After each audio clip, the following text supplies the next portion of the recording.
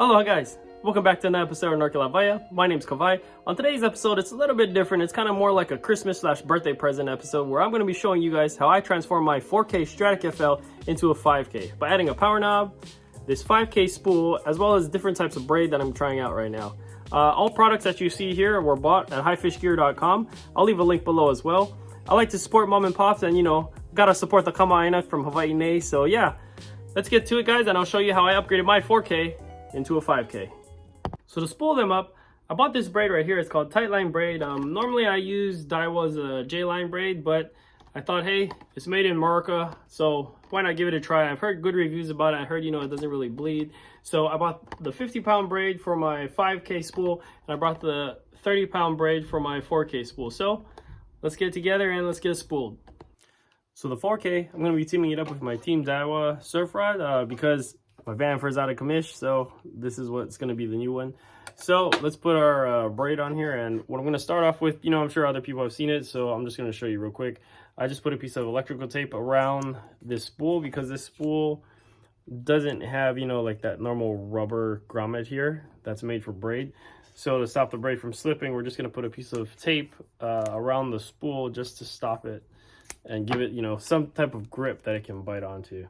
So I'm just going to put a thin layer right across the whole spool, and I'm just trying to make sure that it's tightly wrapped so that the tape itself doesn't slide around either.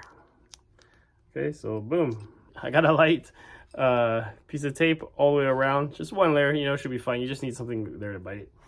And from there, I'm gonna just add my braid to it.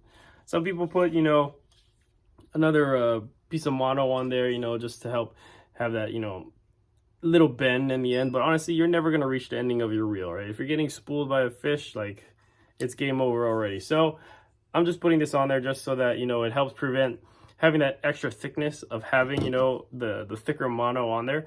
So I'm just going to put it straight braid, so then that way I can get a lot more line on there. But like I said, if you're getting spooled already, dude, it's already game over anyways. I forgot to mention, if you've never spooled your line before, make sure you go through the first eye. So take your line, drop it through the first eye. Then, when you get to your spool, make sure you flip this bail before you start tightening it. Because if you don't flip this bail, you're going to keep cranking, and it's not going to be picking up the line because it's not getting scooped up by this line roller. So make sure you flip the bail and then tie your knot. It'll save you time, trust me. So with that, I'm going to tie my union knot on here now. If you want to know how I tie these knots, I'll leave a link up here, as well as probably in the description below. But basically, I'm going to try a basic uni knot. I'm probably just going to go, I don't know, 5 times. You could go 5, 7, whatever number you're comfortable with. So for this one, I'm just going to go 5 times. So I got 1 loop, 2 loops, 3, 4, and 5. Okay, I'm going to tighten it up like so. Get it a little wet. Make sure it's as tight as possible. I'm gonna use my scissors here, help tighten it up. Boom. Okay. Now I'm just gonna tighten it up as tight as I can onto my spool with that tape that I just put on there. We just want to make sure that this line is not slipping on here. There we go. Okay. I'm going to cut my tag in. This is a lot harder to do when you're trying to aim it at the camera. And trust me, this is like the 13th take I've taken. All right, I'm going to cut the tag in. Boom. Now we're ready to go. I'm going to flip the bail. See if it tightens up. It does. Let me grab a rag for this, and we're going to test this and see if this actually bleeds or not. All right. I got my line. I'm going to keep some tension up here with holding the rag. Got it ghetto rigged with my toes holding the spool, which I'm also going to put a little bit of pressure on there as well. And from there, we're going to get cranking till the line is about, about 1/8 of an inch away from the edging of our spool. So for right now, this is what it looks like. And when we're done, I'll show you what it looks like at the end.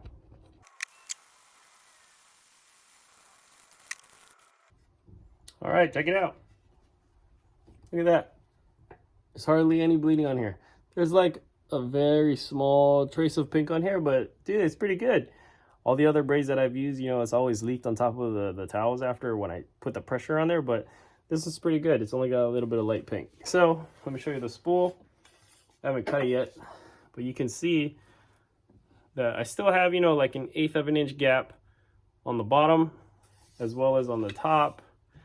It's like pretty much right about where it starts to, you know, have that 45-degree bend on it.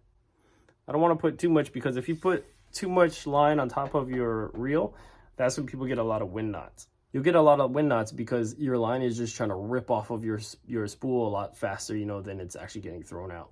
So it's good to make sure that you do not over spool your reel, just so you don't have, you know, a whole bunch of wind knots like that. And if you do end up having, you know, a bunch of wind knots, then probably after, you know, you cut off, you know, a couple of feet, then you'll notice that it'll probably start slowing down, because then it's probably the right amount of line that you should have on your spool. But yeah, preferably, you know, about an 1/8 of an inch away from the bottom of your spool. Right here is where you kind of want to have it. And just, you know, try not to over spool the thing. Make sure you keep tension on it so that your line is not going to twist when you throw it out there and you start reeling it in, that, you know, your spool is super tight. That's the main thing you want to do, is make sure you have tension on this as well. So yeah, let's go test it out. So the way they got this set up is I got the top half, which is the fish head that's brined. The bottom half is just a fishtail El Natural. First cast. We'll see who's hungry. So in case you're wondering why I chose the pink braid, it's really because there was a video that Salt Strong made a long time ago where they took a bunch of different colored, I think it was actually mono that they took in the water. And they took it to different types of water, clear water, dirty water, you know, just to see how the visibility looks. And pink actually came up the most, where it looked kind of almost invisible. Yes, fish have, you know, a different eyeball, you know, they look more like in the UV, but I figure, hey, it looks kind of invisible-ish, so, you know, I'll just try it. Also because it's bright enough where I can kind of see, you know, when I cast, I'll see it a lot easier. Hopefully, I never tried it, honestly. But the theory is that, you know, I'll be able to see this a lot easier out there. And because in that video I saw, you know, the pink kind of disappeared in the water, that's why I'm going to try this one out. Come on, man. You got to admit, look how pretty that looks.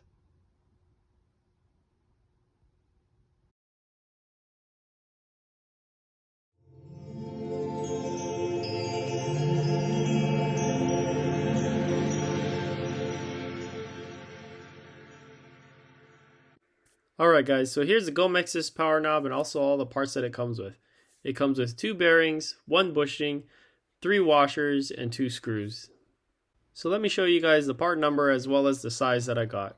So this is the Gomexus power knob silver, and as you can see it's a 35mm, 20 bucks, and here's the part number in case you want to buy this one for yourself as well. So the first thing we're going to do is we're going to take off this stock knob, and first we're going to end up taking off this little decorative piece here at the end of the knob. It's really just to protect the screw, but all you have to do is take a little flathead screwdriver or tweaker, push it in there and put a little pressure pushing towards it and lift up, and it'll just pop right out. Next we're going to use a Phillips head and we're going to take out the stock screw that's inside of this knob.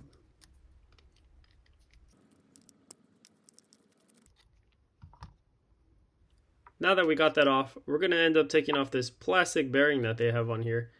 And honestly, I thought there was more washers on here, but actually that was it. So we're going to keep the stock screw that it came with. Let's make sure not to lose this. Here's the original instructions of how Gomexus says to install the power knob. But honestly, I didn't like it because there's a little bit of play in the knob and I didn't really care for that. Yes, the knob still works, but I just don't like having that extra play of when I'm reeling it in. So let me show you how I fix this problem. So we're going to start off by adding the biggest washer that it comes with and pushing it past the shaft. So as you can see here, there's 2 different washers that it comes with, and the one on your left is the thicker washer, and that's what we're going to use to shim.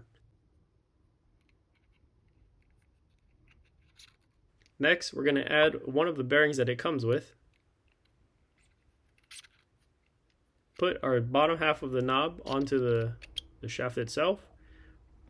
Then we're going to find the other bearing, and we're going to push this bearing inside of the bottom knob, but making sure that it goes past the shaft as well. So with this, you know, you're going to want to use a flathead screwdriver and kind of just push gently around it so that it'll push flush against the shaft. Next, we're going to use our stock screw that it came with, and we're going to use this to retighten down our knob onto the handle.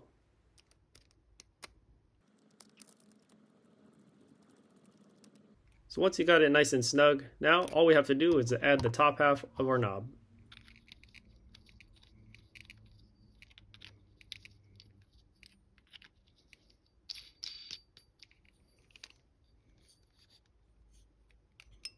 And from here you can see no more play. And she spins like a dream. So now I'm going to show you this 5K spool that I bought. Here's the part number in case you want to buy it as well. This was about, 56 or 60 bucks around there. As you can tell, it's packaged really well. Good job, Shimano.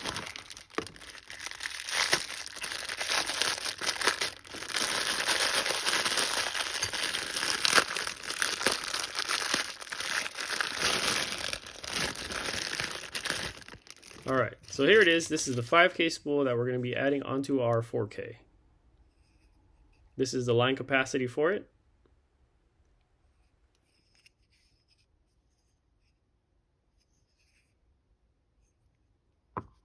And to start, all we have to do is loosen our drag all the way, and this will help loosen the spool from the reel itself.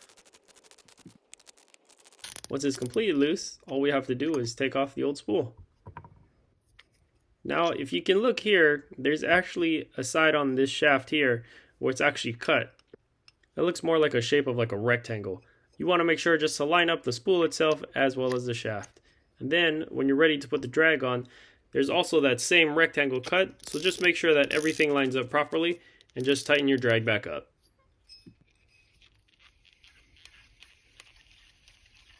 And there you go, we now have a 5K Stradic. This is a comparison between the 4K and the 5K, but really you can't really tell the difference when you look at it. You guys already know the drill. We're going to put a piece of tape, and then we're going to start spooling. I must say, the power knob's pretty nice.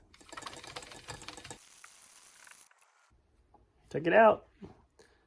It's only like a small tinge of blue, but that's it.